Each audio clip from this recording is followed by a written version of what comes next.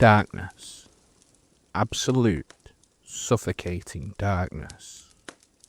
Not the kind you get when the lights go out. This is the kind that clings to you, that wraps around your chest like a second skin, squeezing the breath from your lungs. This is the darkness that lives, that breathes, that watches. It swallows sound too. You learn that quickly. The moment you open your mouth to scream, it's like the air eats it before it reaches your own ears. The cry bounces back at you, smaller, weaker, more pathetic than it felt in your throat. The oubliette doesn't echo. It doesn't give anything back. You wake on cold, damp stones. Your body feels broken, one arm twisted beneath you, your hips pressed against the sharp edges that you can't shift away from. You try to stretch your legs, but they hit the wall. You try to sit up. Your head slams the curve of the low, dipping ceiling. You're not even in a room. You're in a pit. A hollowed-out wound in the belly of the castle.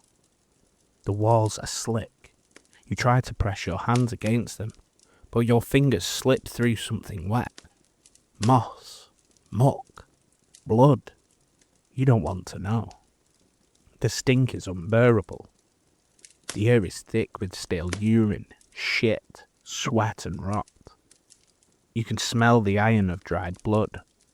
You gag, instinctively. But you can't vomit. There's nothing in you. Just bile and fear. There's no light, not even a hint. Not even that thin silver breath that sometimes creeps under a door. Just a stone above. Somewhere far above. A hatch. Maybe a trapdoor. You can't see it, but you remember it. The last thing you saw, before the darkness came. The outline of a square against the torchlight. A face, a hand, and then the slam of finality. You try to call out. You say hello, but your voice cracks. No one answers. Of course they don't. You scream, loud. You scream your own name. You scream for your mother, your wife, your God. But the stone drinks your voice like wine. It leaves your throat ragged, bleeding, pointless. You are alone. But you're not the first. Your hand brushes something beside you. Hard, dry. You feel around it. It's not stone. It's curved, ribbed, hollow. You know it before your mind will admit it. Bone. A human rib cage. You recoil in panic, only to land hard on a skull. You shove it away, screaming again. It rolls against the wall with a hollow knock. There are bones everywhere. Some shattered, some whole, some still wearing scraps of clothes. Not ancient, not dust. They stink. The marrow hasn't even dried out. You realise then, they didn't bury the last person. They didn't need to. They just closed the hatch and left them to rot. And now, it's your turn. Hours pass, or maybe days. There's no way to tell. Time doesn't exist here. Your body begins to cramp. Your skin itches. You pissed yourself at some point. You tried to stop it, but you couldn't hold it. The warmth turned to cold almost instantly. The smell worsened. Then the whispers began. You'll tell yourself it's your imagination. The wind. The creaking of old stones above. But there is no wind. There's no outside. You're in the earth. Buried alive. You hear your name. Or you think you do. You see a flicker of movement, but your eyes are open wide, and there's nothing to see. Just black. Endless. Eternal. Black. You talk to yourself to stay sane. You name the bones. You give them stories. You tell jokes. You pray. But the silence always comes back. The silence is louder than anything you say. Sleep comes in fits. You wake not knowing where you are. Then it all hits you again. Each time is worse. The confusion, the panic, the realization that nothing has changed, that the trapdoor is still closed, that your screaming still doesn't matter. You stop eating, not by choice, but because there's nothing. Once or twice, something falls from above. A scrap of stale bread, a crust. Once, mouldy meat, thrown down by someone who doesn't care whether you choke or starve. You eat it anyway. You weep as you chew. You sob and spit and swallow. But at some point, you stop counting the time. You forget how old you are. You forget your name. At some point, you envy the bones. You wonder if madness is the mercy. If losing your mind is the body's final defense against what the oubliette does to you. You start talking to the skull beside you like an old friend. You name it.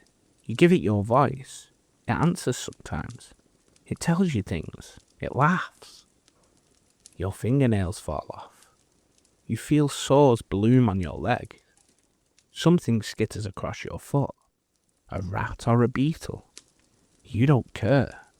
You can't move enough to stop it. You wonder if you died days ago, and this is hell. But hell would be louder, and warmer, and less lonely. You pray again, not for rescue now, just for death. A quiet one, a dream you don't wake from. But you will wake, again and again, until your body fails. You'll become another pile of bones in the oubliette. And eventually, someone else will land on top of you.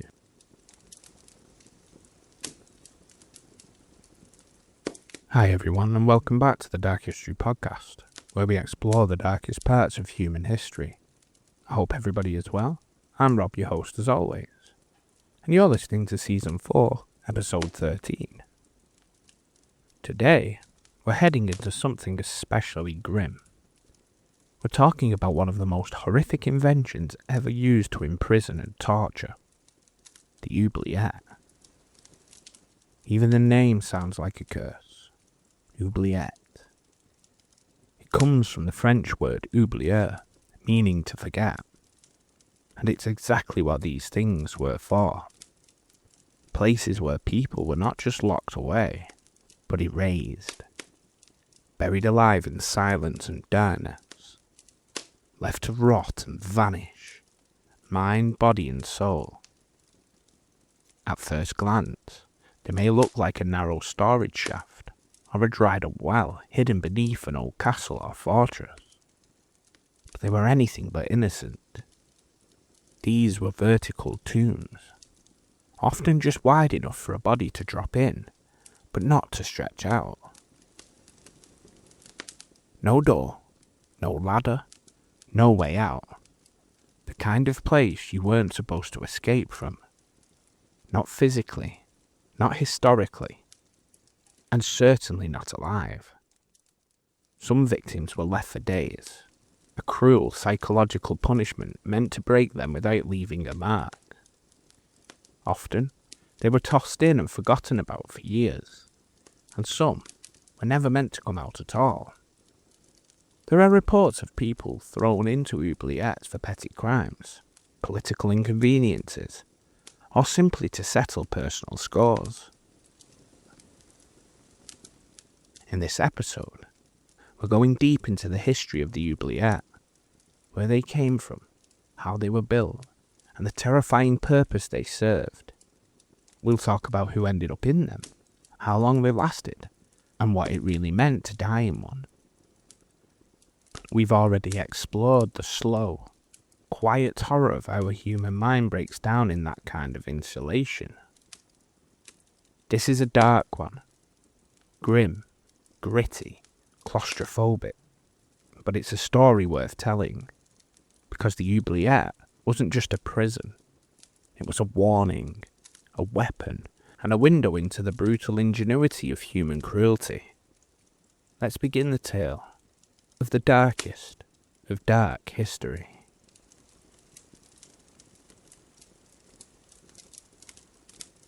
As I said, the word oubliette comes from the French oublier, or to forget, and that is exactly what they were built for, to make people disappear, not just from sight, not just from society, but from memory. An oubliette wasn't your standard medieval jail. It wasn't a bad room or a dungeon with chains on the wall. It was far more insidious. These were vertical shafts, narrow, hidden, often carved deep into the thickest stone walls of the castle or fortress. There is only one way in, a trapdoor in the ceiling. No door, no stairs, no ladders. To be dropped into one was not just to be imprisoned, it was to be erased. And make no mistake, this wasn't a typical cell. This was something far worse. The vertical shaft was easy to miss if you weren't looking for it, but for the person below, it was a tomb standing on its head. Most were 2, maybe 3 meters deep. Deep enough that escape was impossible, but shallow enough that you'd survive the fall, at least physically. Mentally, that's where the oubliette did its real work. Inside, the dimensions were tight, maybe just a meter or so wide. Enough space to crouch in, to sit in your own filth, maybe even curl up in pain, but not enough to stretch out or stand comfortably.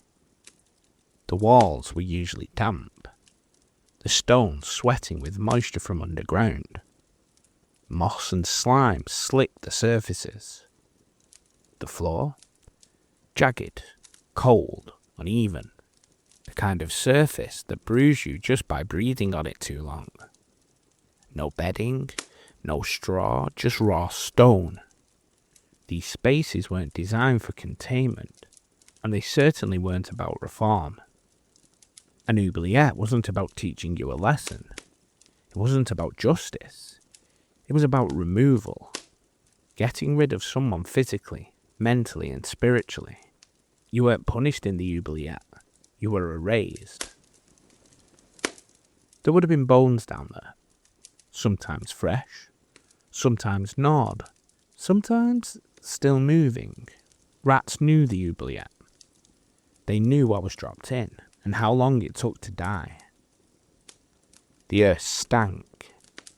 Piss, blood, mildew, and the metallic whisper of slow decay.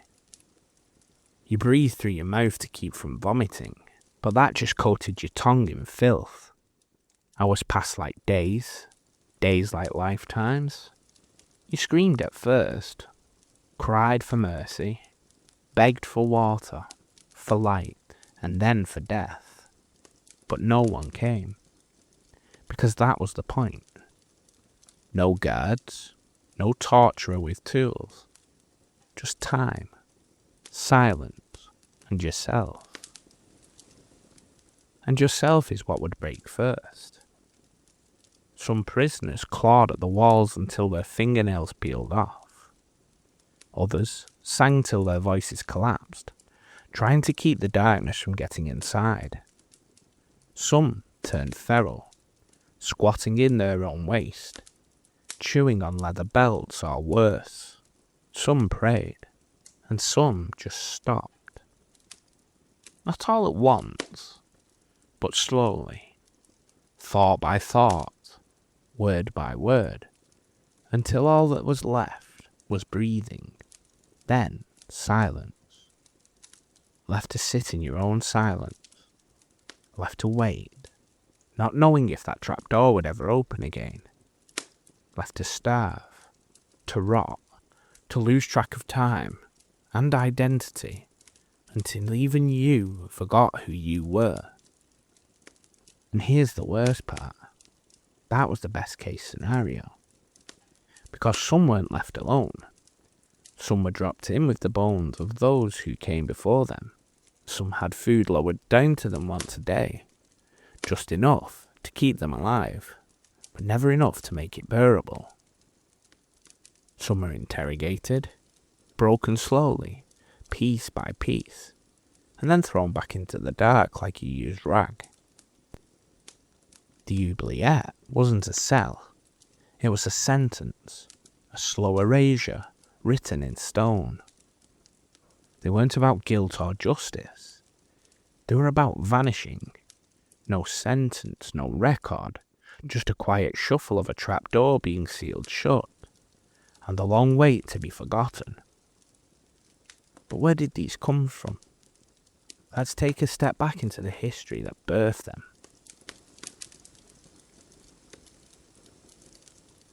The oubliette likely emerged in medieval France, sometime around the 13th century, though earlier versions may have existed before that under different names.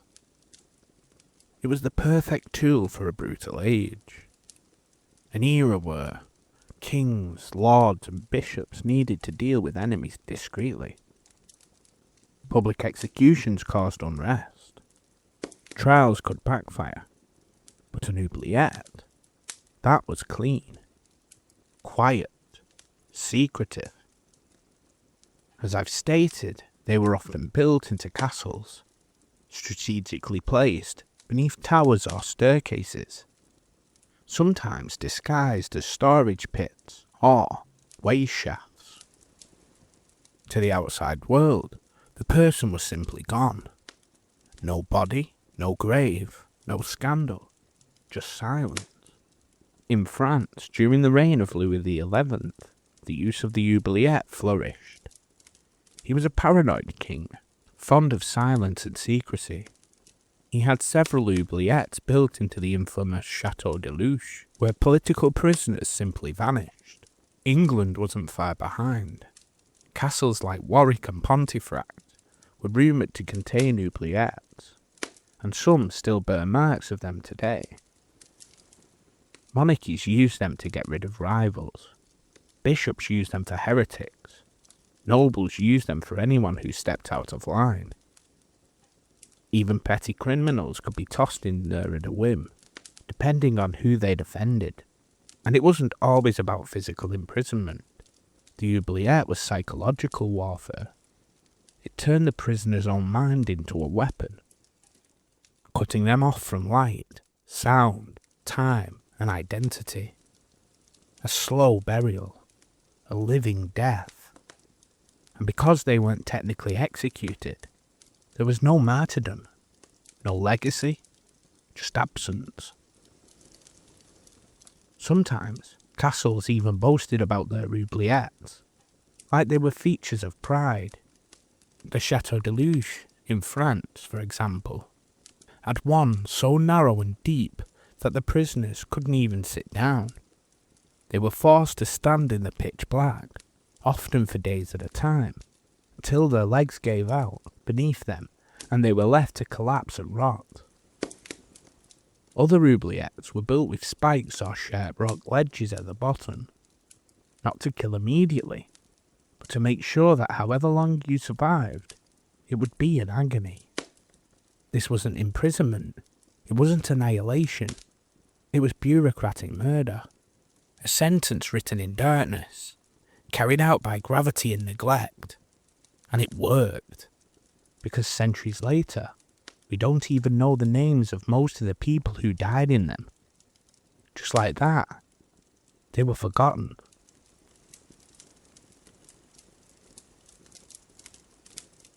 Let's talk about the victims.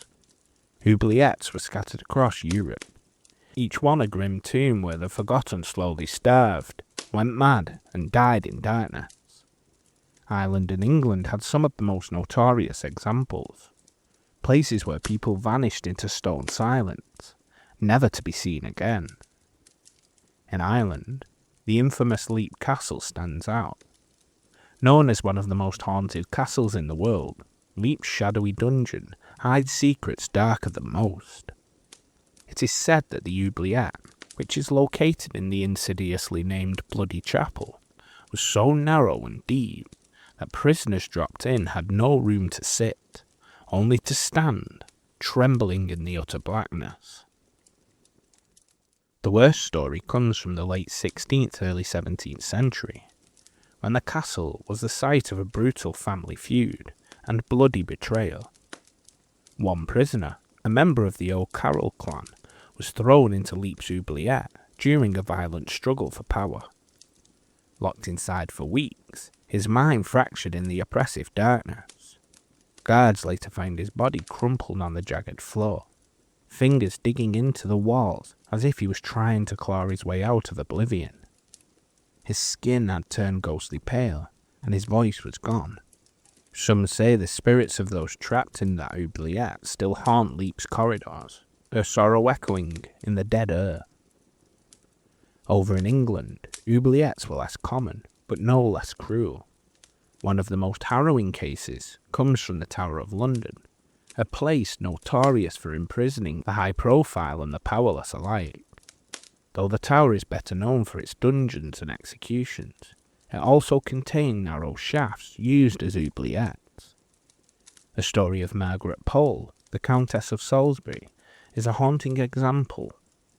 Imprisoned in the tower for years during the reign of Henry VIII, some records suggest that she was briefly confined in a pit-like oubliette before her brutal execution. Locked away in complete darkness, deprived of light and fresh air, she reportedly descended into despair and near madness before the final, savage blow. Letters she smuggled out speak of cold stone walls pressing in, an endless silence that gnawed at her mind. Another chilling tale is from Ludlow Castle, where political prisoners in the War of the Roses were dropped into a deep pit disguised as an oubliette. One man, whose name was lost to time, was confined in near total darkness for months. The only sounds were his own ragged breathing and the drip of water from the stone. When he was finally found, he was a hollowed shell, mind broken, speaking only in riddles and whispers. He died shortly after, the victim of starvation and madness. Back in Ireland, in Dublin Castle, political prisoners fared no better. There was the case of Sean McCarthy, a rebel captured in 1641 during the Irish Confederate War. Sean was condemned to slow death in a deep oubliette beneath the castle. According to surviving letters, he was kept in total darkness for weeks. His only sustenance was water poured down from the trapdoor. He begged for a blade or a rope to end the nightmare himself, but he was denied. Historians know that after his death, his body was left in the oubliette, undiscovered for weeks, until the stench forced the guards to retrieve it. Some accounts mention that in his final days, Sean became delirious, talking to shadows and scratching the walls until his hands were raw. Across Europe, oubliettes had their own horrors. At the Château de Chateaubriand, in France, a famous oubliette known as La Fosse was little more than a narrow well in the dungeon. The notorious prisoner, Gilles de Rais, once a knight and companion of Joan of Arc, later convicted of horrific crimes, was briefly confined in an oubliette here. Though records are unclear, rumours suggest that the darkness and the silence drove him into further madness. Before his public execution, the oubliette was said to have no ventilation or light, amplifying his torment. In Germany's Wartburg Castle, another grim oubliette was used during the 30 Years' War. Prisoners were thrown in as punishment for spying or dissent. One man, whose name was lost to history, was reportedly left for months. Guards only heard faint scratching and moaning from below. When they finally opened the trapdoor, they found a pitiful figure, skin pale and translucent, eyes sunken, hands shaking uncontrollably from starvation and isolation. All these stories share a common thread. Utter darkness, bone-chilling cold, the creepy stench of decay, an endless pressure of walls so close you can feel your ribs pressing into the stone, and most haunting of all, the mind unravelling. Madness in the oubliette was inevitable. The brain craves light, sound and connection. Stripped of all three, prisoners lost themselves first. Time blurred into an endless nightmare. Delirium, hallucinations, despair. The oubliette was a crucible that crushed the human spirit. And yet, none of this cruelty ever left a mark on the history books. These were hidden deaths, secret disappearances, and forgotten screams.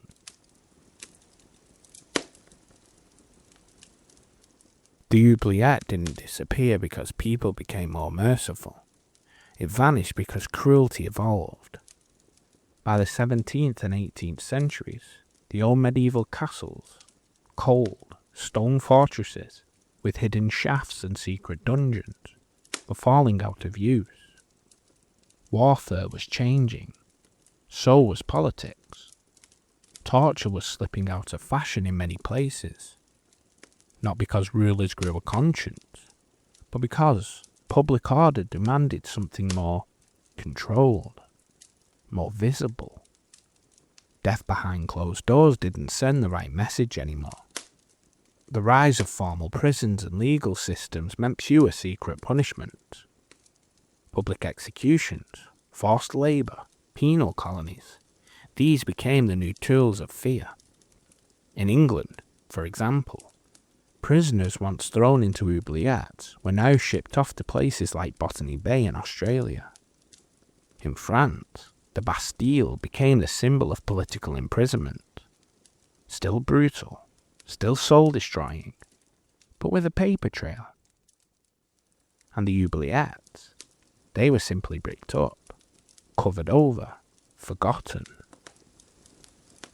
In Leap Castle, the shaft was sealed for centuries, till workers stumbled upon it in the 1900s. Inside they found hundreds of human bones, so many that it took cartloads to remove them all.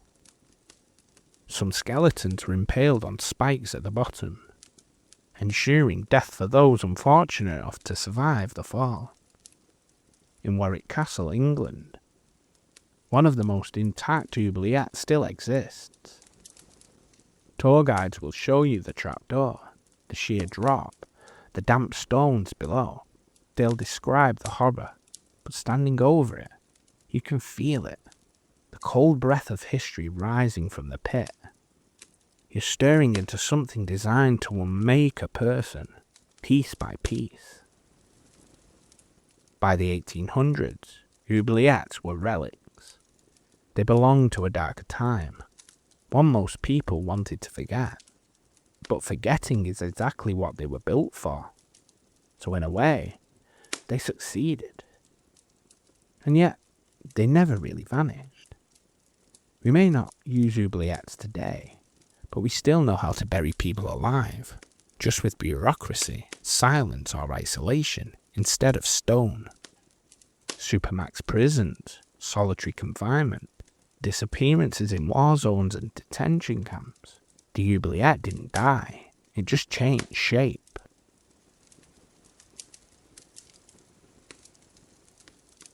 Thank you for taking the time out of your day to listen to this dark and heavy episode. It's easy to talk about oubliettes like they were just some sort of grim curiosity from the past. A bit of medieval cruelty buried under castles and behind glass in museums. But when you really stop and think, really picture what it meant to die like that, something shifts. Imagine sitting in that dark, narrow pit. No sound, no sunlight, your voice hoarse from screaming, your stomach clawing at itself, hours blurring into days, and days into madness. You rot in the dark while life carries on above you. People eating, laughing, sleeping in warm beds. And you're erased. Not because you did something unspeakable. Sometimes just because you'd annoyed the wrong noble, or spoke the wrong word, or believed in the wrong god. And nobody ever has to clean up after you. That's the part that lingers with me. The oubliette wasn't just a method of imprisonment. It was a sentence of silence, of vanishing. Once the trapdoor shut above you, it wasn't just your body that was trapped. It was your name, your identity, everything you were. You didn't even get the dignity of being hated or remembered as a warning. You were deleted, quietly, efficiently, completely.